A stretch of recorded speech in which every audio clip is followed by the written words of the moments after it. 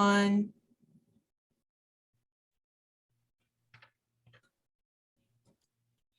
This is Dr. Jeffrey Frank of the Norton Headache and Concussion Center, and I'm going to be talking about medical treatment of migraine. This is just a disclaimer. First of all, you all need to know that we're giving more information this year in less time. So this is going to be mostly an overview of the medication, not going into any depth. It's also not inclusive of all medications we use to treat migraines. I'm sure there are some people that are on medications that we've left off this list. This list is the things that are used most common. In treating migraines, there are two ways to treat them. First of all, we treat them symptomatically, or treating the headache attacks with rescue medications or abortive therapy, and then treating the headaches to prevent the headaches from coming on for preventative headache treatment, prophylactic or preventative therapy. And the goal of preventative therapy is to reduce the frequency, severity, and duration of attacks, not to stop the headaches completely. Success is usually defined as a 50% reduction. So remember, we're not curing it, we're treating it. Let's start first with rescue medications. Primary goal of rescue medication is to treat the pain and associated symptoms of the headache, usually within 2 hours of use. Now, why 2 hours? Migraines typically last for 4 hours. So if we can cut it in half, then we feel that we're successful. And the goal is to use rescue medication 2 or fewer times per week to prevent developing medication overuse syndrome. And we'll talk a little bit about that later. Let's talk about non-specific migraine medications. Things like non-steroidal anti-inflammatory medications, like ibuprofen, naproxen sodium, diclofenac, and ketorolac. The diclofenac is available in several different forms, particularly Cambia, which is approved for treatment for migraine. And ketorolac is also available in several forms. The oral form is not used that much, but the IV or IM form is used in the emergency room, and it is available as a nasal spray. Tylenol, of course, is used, usually at higher doses, like 1,000 milligrams. Typically does not work well. Excedrin is a combination of aspirin, acetaminophen, and caffeine, and it actually is approved by the FDA for mild migraine. Of course, anything that you give at the very beginning can be useful, but this medication can be overused because you buy it over the counter, and because of that is one of the highest medications we see that cause medication overuse. But it can be quite effective. Just need to make sure that you don't use it more than 2 days out of the week. Fiorcet or Fiorinol is a combination of acetaminophen or aspirin, caffeine, and butalbital. This medication, although it's indicated for headache, can cause rebound if you take it more than 5 days out of the month. So we caution, do not use this medication very much. We use anti-nausea medications like metoclopramide and compazine. Phenergan is used to a lesser extent, mostly for just the nausea, but the Reglan and the compazine can actually treat the headaches. Of course, the most common side effects are drowsiness and dizziness, and we can also have dystonia and akathisia, which may need to be treated with other medications like Benadryl. I'm going to mention the opiates, but in the hands of headache specialists, we don't use it that often. And why? Well, opiates are not well absorbed and can be associated with increased nausea and sedation. And they also can cause physical dependence and medication overuse. So we try to avoid them in treatment of migraine. So let's talk a little bit about medication overuse headaches. These are headaches that are present on 15 or more days a month because of regular overuse more than 3 months of one or more drugs that can be taken for acute or symptomatic treatment of headache. The headache is either developed or markedly worsened during medication overuse. And if you stop it for 2 months, the headache typically reverts to its previous pattern. Also, the prophylactic medications don't work well in the face of medication overuse. So again, butalbital, the Fiorcet, as little as 5 days a month can cause overuse. The opioids as little as 8 days a month, and the triptans, the non-steroidals, simple analgesics such as Tylenol, as little as 10 days a month. That's 2 days a week. More than that can cause rebound. So need to be careful.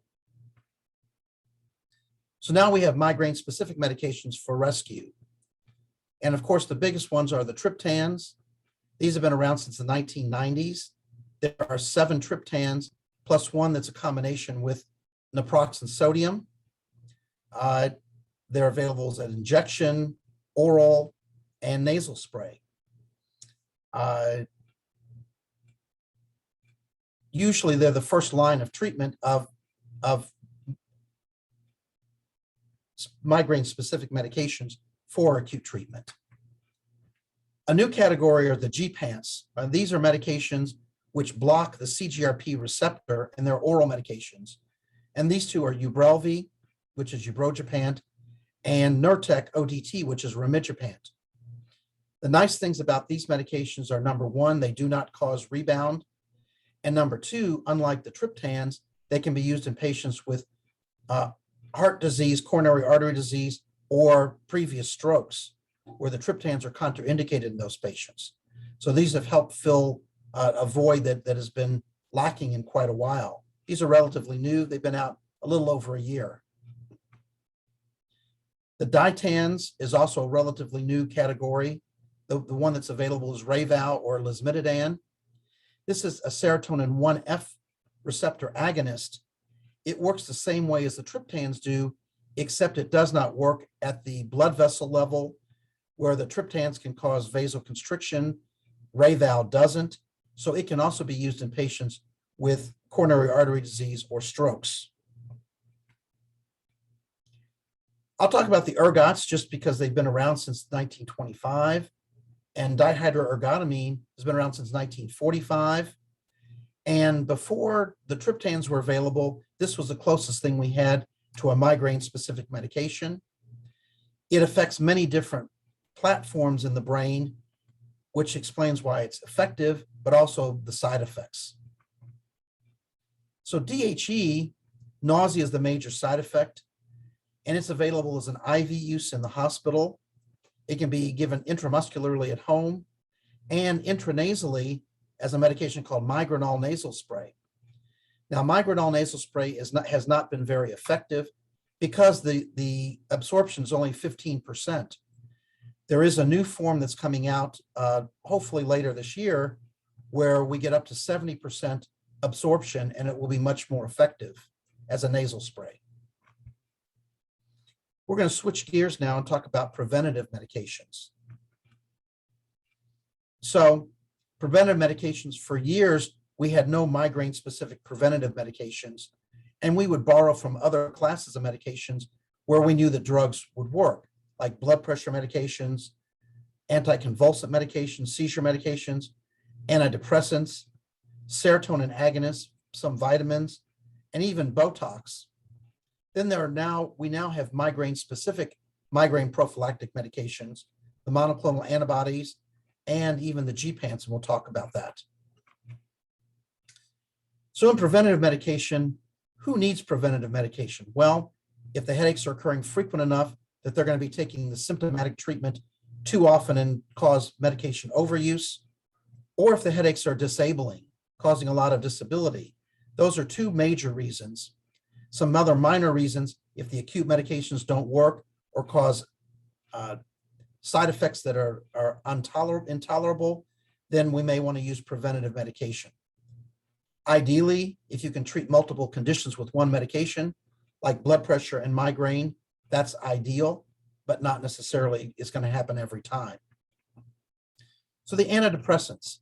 The tricyclic antidepressants were the first ones used, particularly amitriptyline or Elavil.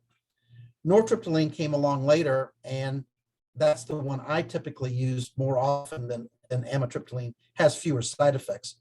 Protriptyline isn't used very much often.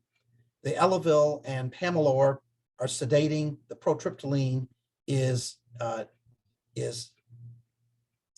activating. It's stimulating, but it has to be taken 3 times a day.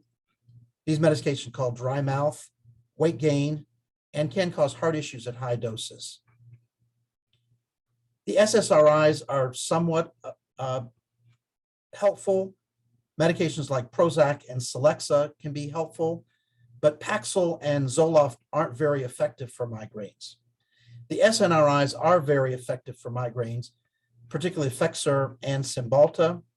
Need to be careful with the Effexor because at the low doses, 37.5 milligrams and 75 milligrams, it can actually make the headaches worse. Cymbalta doesn't do that. Usually at the starting dose can be helpful. The Effexor has the best evidence, but in my practice, I use more Cymbalta for headaches. The anti-seizure medications, particularly by neurologists, have become the most frequently used to prevent migraines, particularly Topamax, and I use Zonegran also. These are good medications. They can both cause weight loss rather than weight gain. The Topamax can cause some cognitive side effects, where Zonegran doesn't. That's why I tend to use more Zonegran, but both are very effective. Blood pressure medications, beta blockers, such as propranolol or nadolol, calcium channel blockers like verapamil or Norvasc. Other blood pressure medications like ACE inhibitors can be useful. I will tell you that for myself, when I was started on lisinopril, which is an ACE inhibitor, my migraines went from 1 to 2 a month down to 3 to 4 a year. So the ACE inhibitors have been very effective for me. And of course, that was because of treating blood pressure, not because of treating headaches. Serotonin agonists are not used that often. Usually in headache specialty clinics, it can be used. And the medication is Methergine, usually given 3 or 4 times a day. It's hard to get approved by the insurance companies. It's similar to Sansert, which is no longer available. That's one that we used to use also. Vitamin supplements can be helpful, like magnesium, riboflavin, which is vitamin B2, and coenzyme Q12. Even some herbs like butterbur and feverfew have been felt to be effective.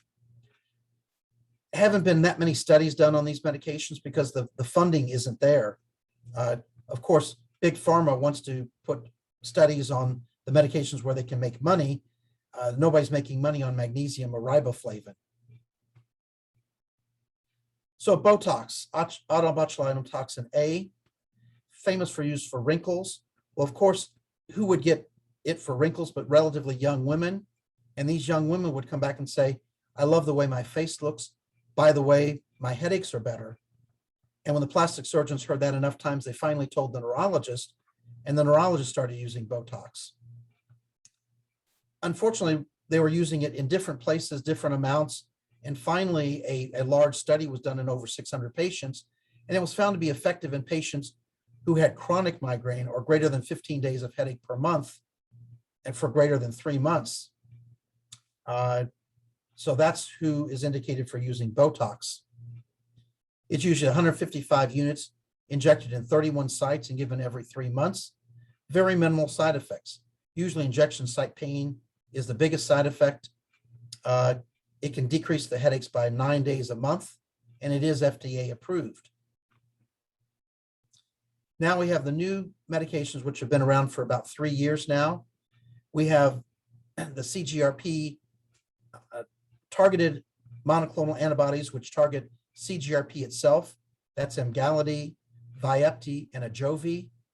And then we have one that targets the CGRP receptor, which is Aimovig.